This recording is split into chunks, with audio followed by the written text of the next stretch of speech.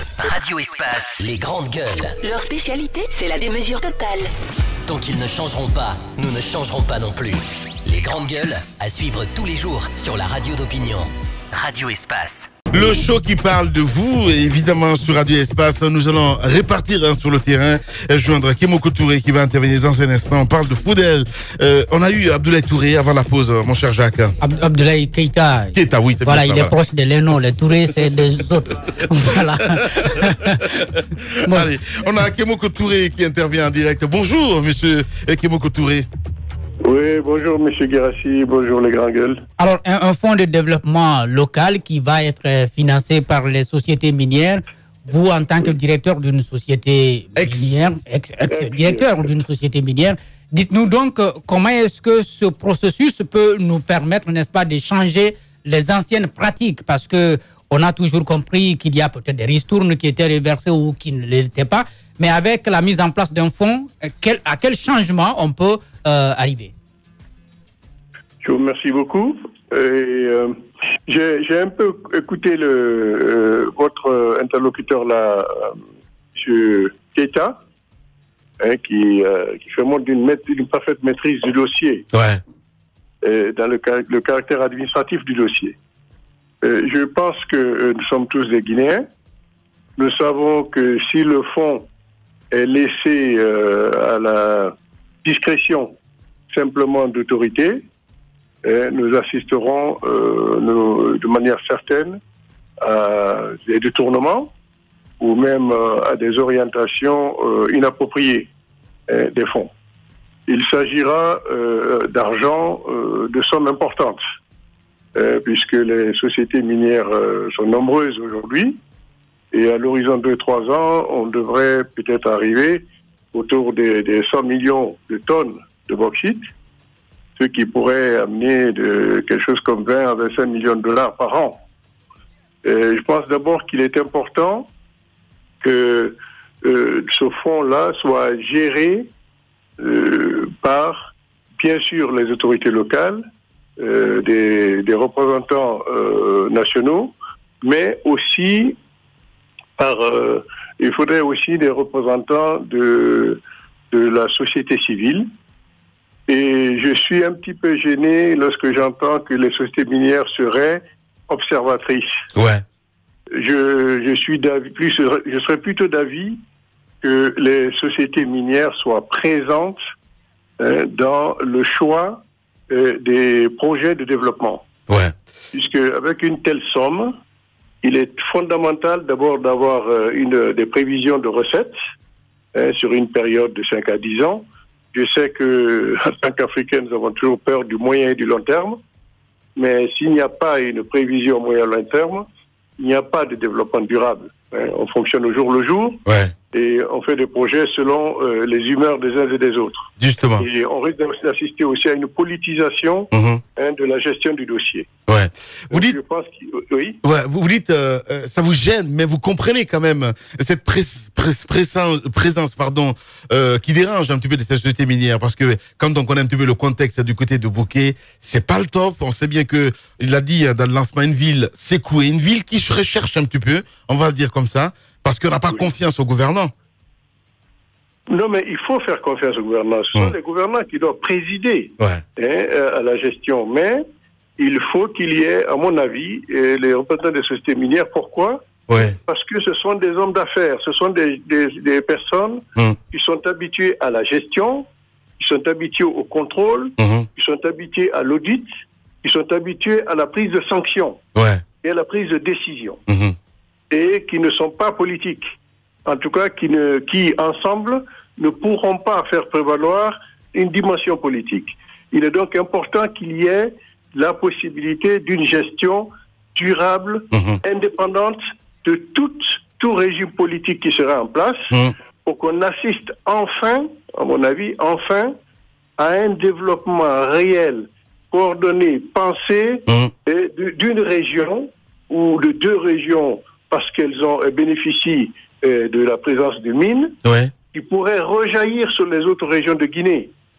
Par exemple, je suis bien conscient du fait qu'il y a des sociétés qui sont dans le code minier dur, qui payent les 0,5%, Mais il y a des sociétés comme GAC, CBG qui ont des conventions particulières, mais il y a quand même des sommes qui ont les mêmes destinations que les sommes qui sont dans ce FODEL.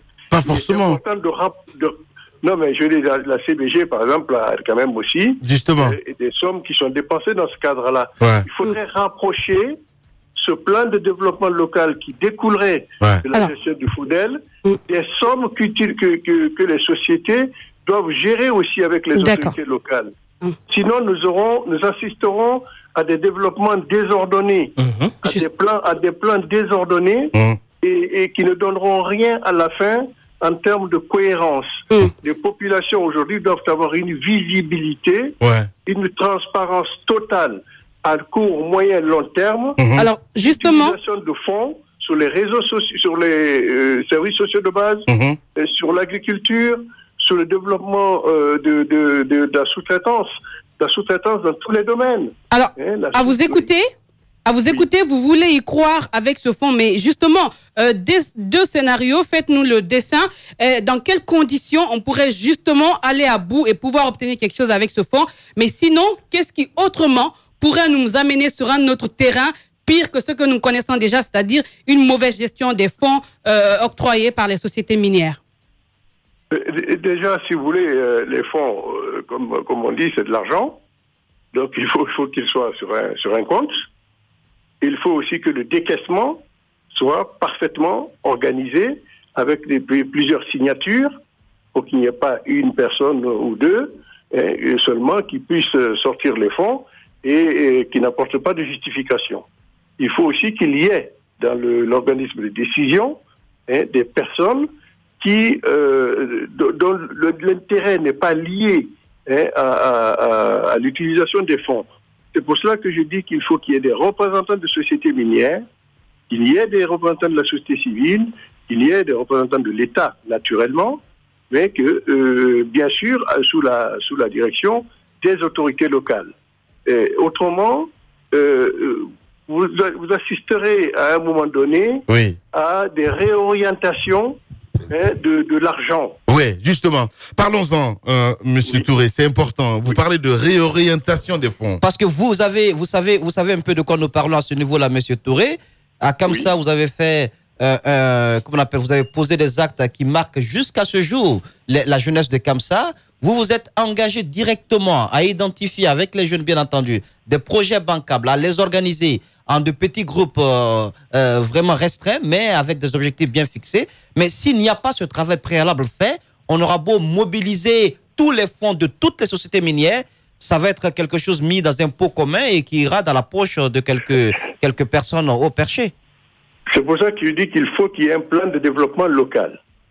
Le travail que j'ai fait avec le collaborateur comme ça, pour ces sociétés, c'est du travail qui a été fait sur des fonds que la société elle-même dégageait.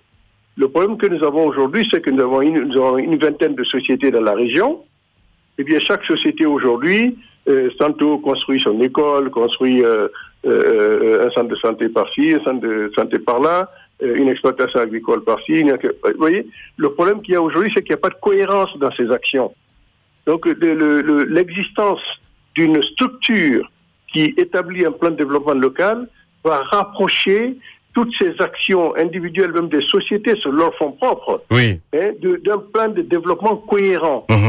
Il y a une cohérence qui va s'installer dans le travail. C'est pour ça que je dis que les sociétés minières qui ont des conventions particulières, mais qui dégagent quand même des fonds importants, je crois que la CBG, d'après ce que j'ai compris, se dégage aujourd'hui quelque chose comme 2,5 millions de dollars, qui ne s'appelle pas 0,5%, mais c'est quand même 2,5 millions de dollars, vous voyez?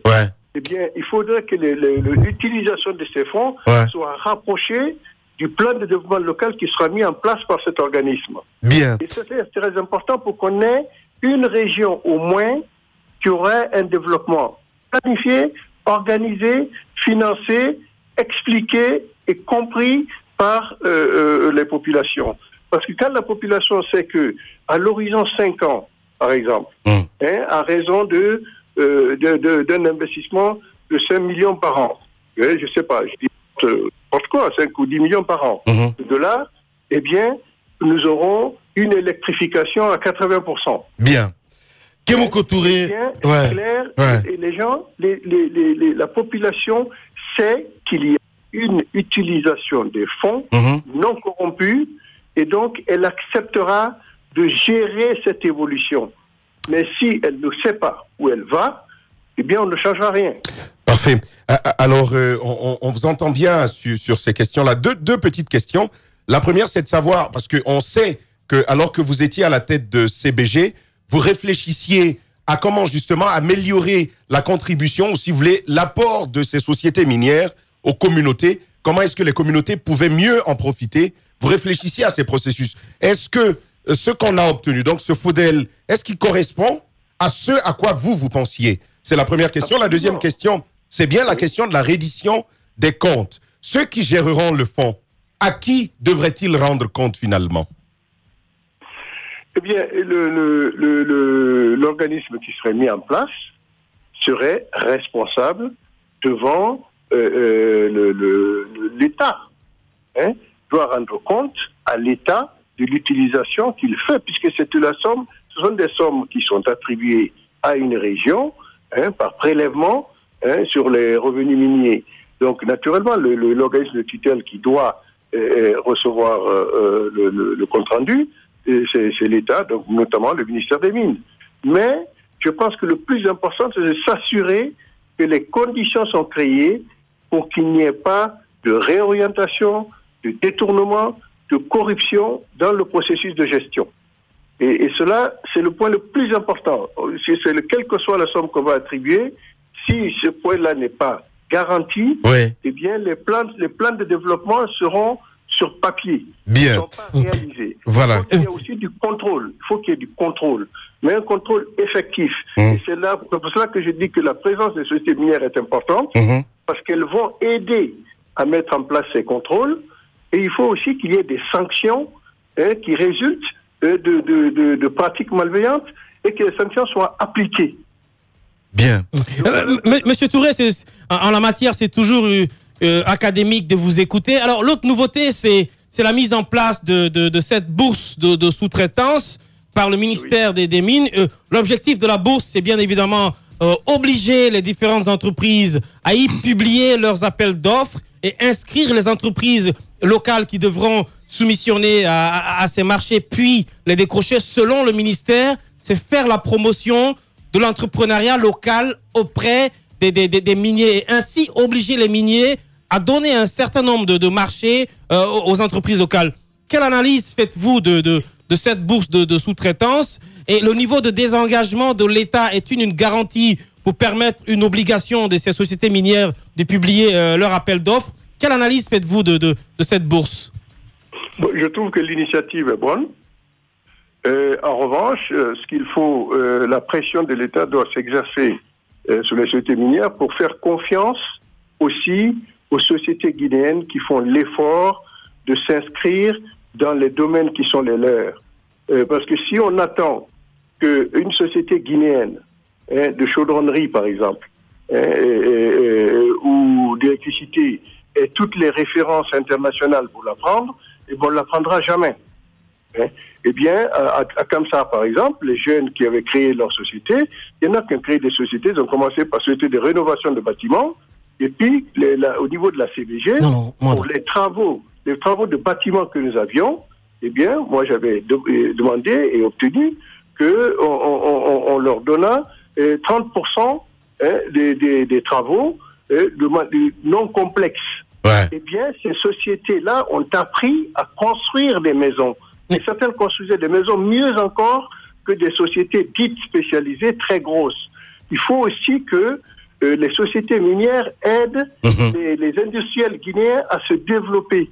Donc on peut aussi les prendre, travailler avec elles, les former pour qu'elles deviennent de véritables fournisseurs de ces sociétés-là. Et ça, c'est un travail qui doit être fait au niveau de l'État, au niveau des autorités locales, mais aussi que les sociétés minières prennent cela comme étant une responsabilité personnelle.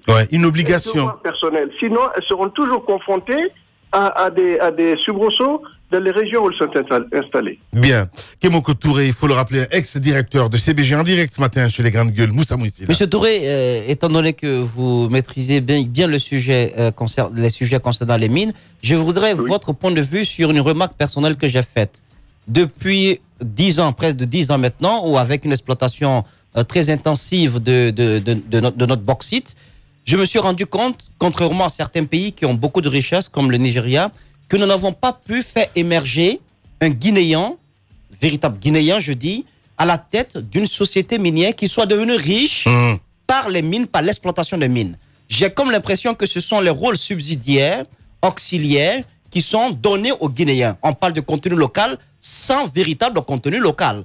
Même au niveau des pointages, au niveau de certaines sociétés minières, on se rend compte que ce sont des étrangers, des expatriés, des Chinois qui sont là, qui font le pointage. On dirait qu'un Guinéen a besoin d'avoir Bac plus 6 pour faire ne serait-ce que le pointage. Au niveau du transport maritime également, tout échappe aux Guinéens, même ceux qui sont organisés, qui peuvent avoir les moyens pour faire le transport maritime, c'est encore des étrangers qui le font. Alors, au Nigeria, ils ont le pétrole, ils ont des Golden Boys qui sont devenus riches par le pétrole. En Guinée, la bauxite, ça finira un jour. Nous n'aurons pas un Lamine Guirassy à la tête d'une énorme société minière de la place, de la Guinée, parce que l'exploitation de la bauxite, d'abord, doit profiter aux Guinéens. Comment faire émerger cela, M. Kémoko Touré?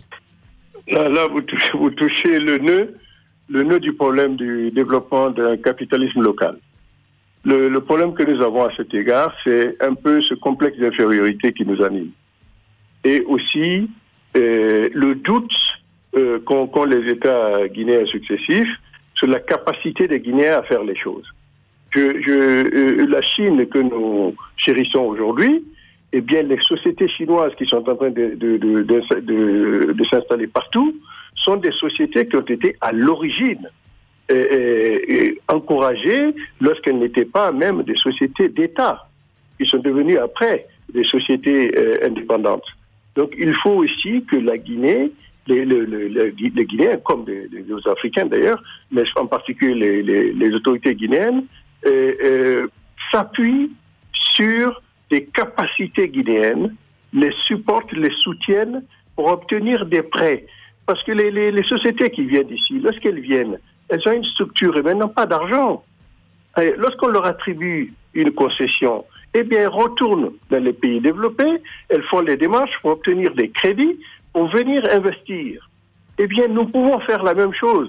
Mais, évidemment, l'État, si l'État se présente pour emprunter, on ne va pas lui prêter. Mais l'État peut s'abriter derrière des Guinéens qui ont la capacité intellectuelle, technique et la volonté de faire les choses, et pour que ces Guinéens-là obtiennent des prêts auprès des banques. Et puis tout le problème est là. À partir de ce moment-là, il est évident que nous assisterons au développement d'un capitalisme guinéen fort, avec des capitalistes forts qui vont développer l'activité économique, mais qui vont construire leur maison ici, qui vont participer au développement de l'éducation, donc qui auront leurs enfants ici. Et quand ces gens-là vont avoir leurs enfants dans les écoles ici, tout le monde gardera ses enfants ici. Nous développons seulement une éducation de qualité, c'est juste pour parler d'un exemple. Ça signifie que tant que nous n'aurons pas des Guinéens qui encadrent l'activité économique, l'Afrique est en train de devenir un continent où ce sont les autres qui viennent faire des affaires. Eh bien, dans tous les pays du monde, vous allez en France, eh bien, l'activité économique principale est conduite par les Français. Vous allez en Chine, c'est la même chose. Vous allez aux États-Unis, c'est la même chose. Bien sûr, n'importe quel étranger peut venir solliciter une activité économique. Mais il faut que l'État favorise l'émergence de ce capitalisme-là qui puisse rivaliser avec les autres et qui peut après s'exporter ailleurs. Et ça, c'est un problème à la fois d'État, un problème de confiance, de soutien, puisque nous n'avons pas d'argent a priori, mais nous avons des ressources. Eh bien, créons les conditions pour que nos ressources soient une possibilité pour des Guinéens d'obtenir des prêts, au même titre que les gens qui viennent ici, dont certains sont des simples aventuriers. Parce que le problème de la bauxite, c'est que c'est une rentabilité immédiate. Et ça, c'est rare dans le business. Monsieur Guirassy le sait. Il a dû, par son activité, il a dû commencer très très dur en perdant beaucoup d'argent. Et c'est après que les annonceurs viennent parce qu'il a l'audience qui augmente. Tandis que là, vous avez l'activité, vous commencez l'exploitation, vous avez l'investissement initial, mais votre exploitation est immédiatement rentable. Ça, c'est une aubaine. C'est une aubaine pour le développement d'un capitalisme guinéen fort. Bien dit. Kémoukou Touré, on n'a pas envie de vous interrompre, franchement. Merci beaucoup en tout cas d'avoir accepté notre invitation ce matin, Monsieur Touré. Merci à vous. À très bientôt, au revoir. Radio Espace, les grandes gueules. Leur spécialité, c'est la démesure totale. Tant qu'ils ne changeront pas, nous ne changerons pas non plus. Les grandes gueules, à suivre tous les jours sur la radio d'opinion. Radio Espace.